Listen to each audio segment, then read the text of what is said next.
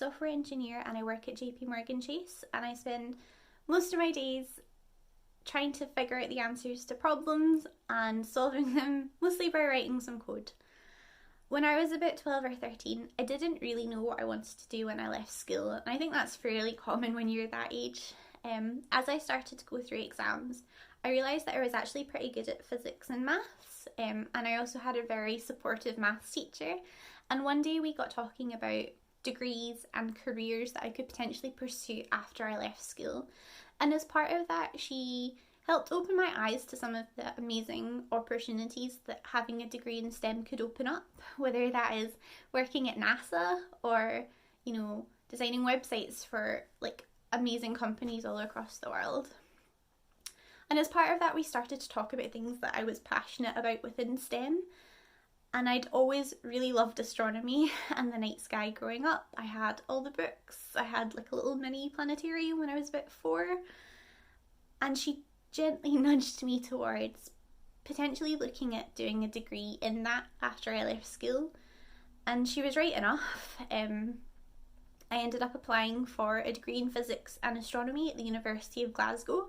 And that's actually what I ended up doing when I got my exam results in. Luckily I'd got what I needed and I joined there after I left school.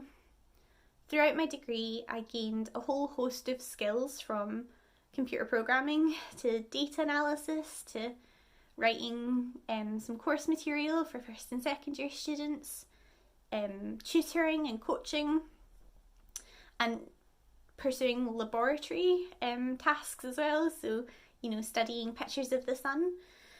And as I started to get towards the end of my degree, I sort of realised that although it's a subject that I'm super passionate about and I always will be, it wasn't really what I wanted to do when I left university, when I graduated. So I started to think about all of the skills that I had gained as part of my degree and what other problems within the world could I apply those to. And something that I'd always really enjoyed as part of my degree and had done a few internships in is computer programming. So I'd done a little bit of it, like a very small part of it as part of my degree, but I always really enjoyed it. It was always really satisfying when you could get your programs to work. And by chance I ended up going to a recruitment event and speaking to someone at JP and they gave me some information about some of our graduate programs, and I actually ended up applying and luckily got a job.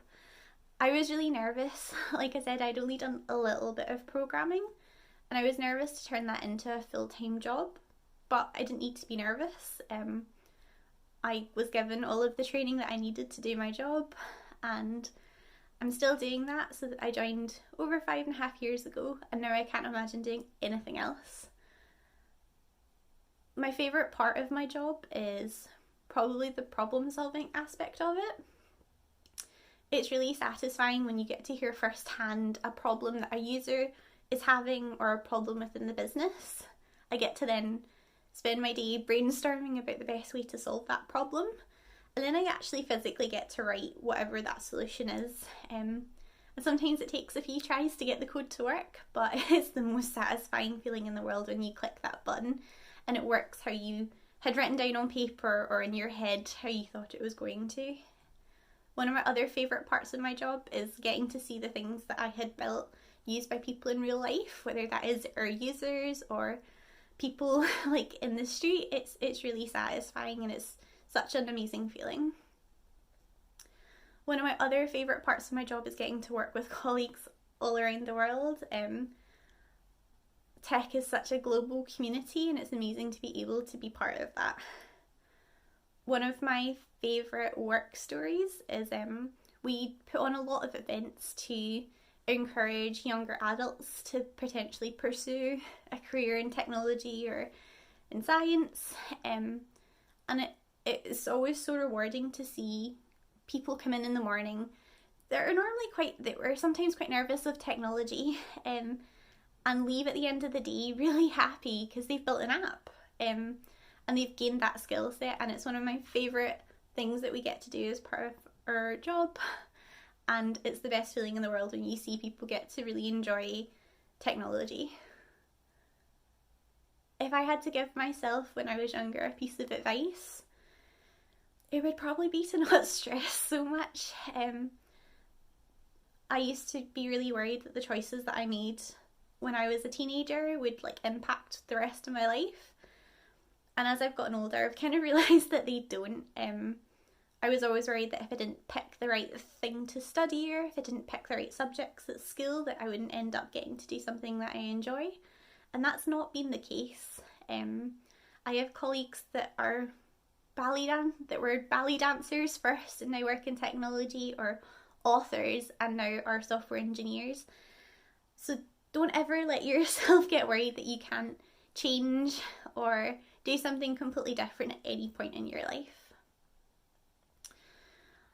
One person in history that greatly inspires me is an actress called Hedy Lamarr. So she, if you Google her, you can see she's like a really old school actress from like black and white movies. But she was a completely self-taught inventor. And one of the things that she kind of invented many, many years ago is actually the founding of Wi-Fi and Bluetooth. It's a sort of wireless system. And it's incredible to me that she could be an actress and she could be an inventor, and she self-taught herself both of those skills. So I always remind myself that if she can do that, then I can do something similar. And I would just want to say, if you are thinking of pursuing a degree in STEM, or you're just interested in taking a subject, go for it.